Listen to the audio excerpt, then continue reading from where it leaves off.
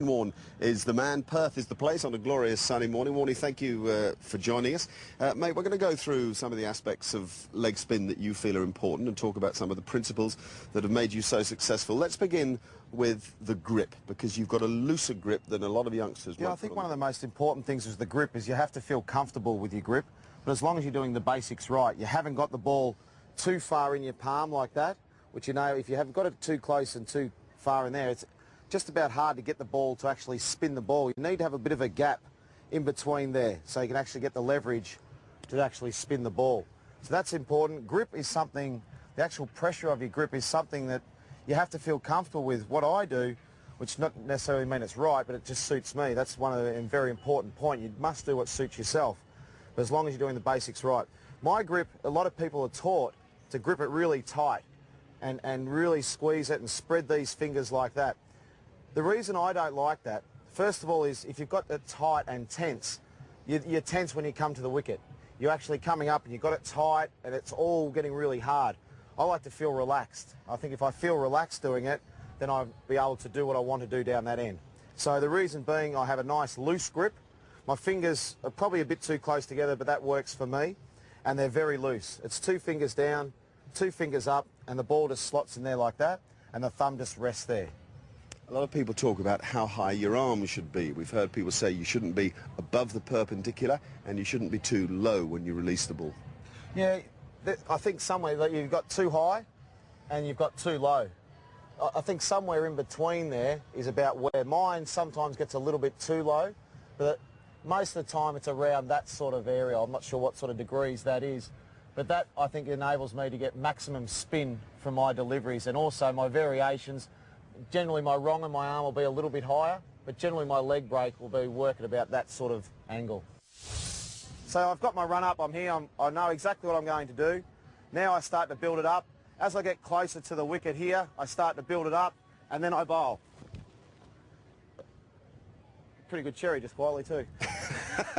And when you reach the crease, you talk about this explosion at the crease. This is the energy at the crease, isn't it? And where do you propel it? Towards the batsman? Well, I'm a little bit different. A lot of people, I know I'm a bit different in some things, but a lot of people, what they think about... in every way there is, mate. Thanks, Mark. But what a lot of people think about is they think about a spot on the wicket. They think about certain different things. I actually think about what shot I want the batsman to play. Whether I want him to push him back and defend, whether I want to draw him forward to drive, whether I want him to try and sweep, whether I'm trying to push him back on the back foot. So that allows me to bowl exactly where I want, rather than focusing in on a spot or anything like that. I think about what I'm trying to get the batsman out. I've got my plan. I'm trying to work that plan to get them out. So then it's a matter of execution. You have to execute what you're trying to do with your plan, or you have to start again. Okay, and you talk sometimes, I've heard you talk about bowling up. Yep. The two things I get, sometimes I do get a bit too round arm. So my key words are think high and spin up, which means if my arm's there and I think high, it just gets it up to about there. It doesn't mean it's up there. Yeah. So I think high to get my arm up into that position, and spin up is not to make sure you spin down, but it's actually to spin the ball up. And here in Perth... That's you can to get the ball above the batsman's eye level? Well, it's to get the ball up in there. As a spin bowler, you have to deceive them in flight. No matter what sort of pace you bowl, you still have to deceive them in flight. You're not going to beat people off the pitch too much. You have to get them in the air. You have to get them to second guess what's going on. Right. And you do that in flight. Try to give us this feeling then of standing tall and spinning up. Well, the easiest thing is to do, there's a difference when you actually bowl. It's all about when you release the ball too.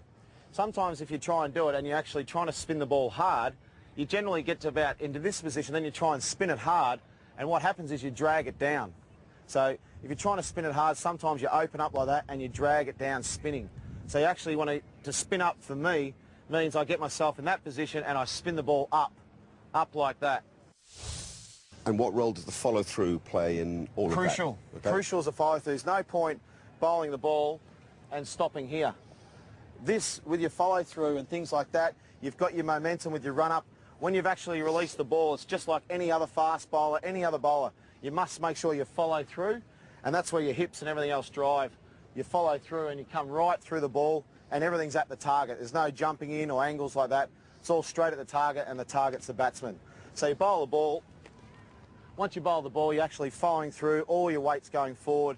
That helps you get that shape and dip and spin and all those nice things. Let's get on to the four main deliveries you've got, Shane. Firstly, the leg break. The leg break, basically your wrist is in that position with the back of your hand facing your face, and that's how you bowl your leg break from right to left. That's how it goes. And then from there, you've got different versions of that. You've got more overspin with the leg break. You've got more side spin. They're all the different variations of the same delivery. But that's the basic leg break. So the back of the hand's pointing at your own face. To me, yep. Yeah. Then if you want to bowl an overspinner, it's basically just go straight over the top like that. And then so if you go to the wrong end, nearer the sky, and then the wrong end, the back of the hand's facing the batsman. Facing the batsman. Okay. So there are people that can bowl it a wrong and a lot better than what I can, but that's how I bowl mine. A lot of people can bowl them different sorts of ways and different leg breaks, but they're the basic for children trying to bowl leg breaks. If you try and get your wrist in that position for a leg break, that position for a straight one, that position for a wrong one, then hopefully you'll be okay. How does the flipper work? The easiest thing with a flipper is to click your fingers, put the ball in there, click your fingers, and try and get the ball to come up, and do exactly the same up here. Click your fingers. Give us all four. Four balls. Okay, here's the leg break. Leg break. I'll go leg break, top spinner, wrong un, then I'll bowl a slider and a flipper. Okay. So first of all, you get your leg break, everything the same that we've talked about. Leg break. Okay, so that's got the back of the hand facing you. Yep. Then the overspinner or top spinner. Back of the hand heading towards the sky. And then the wrong un.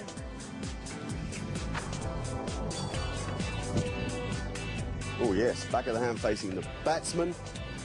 Slider. Slider with the seam. I'll do the seam down this way.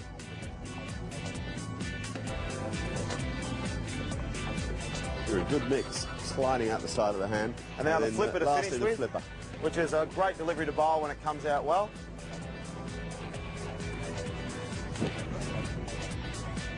Okay, great to watch those. And just to finish, some thoughts for youngsters, because, gee, you guys get smacked over the boundary ropes too often for kids to stick with the art sometimes.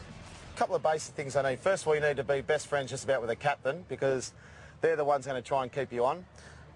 You need to have a lot of love from everybody, because it's hard and it can be embarrassing sometimes. And also, you've got to have a bit of courage. No matter what's actually happening, you've got to be able to throw it up, and getting hit for six sometimes can be fun. You mightn't like it, but no matter how far it goes, you get a chance to bowl the next ball, whether it's a different ball or whatever, you get a chance to bowl it again. So for the dads watching, just make sure you give them lots of encouragement and try and spin the ball.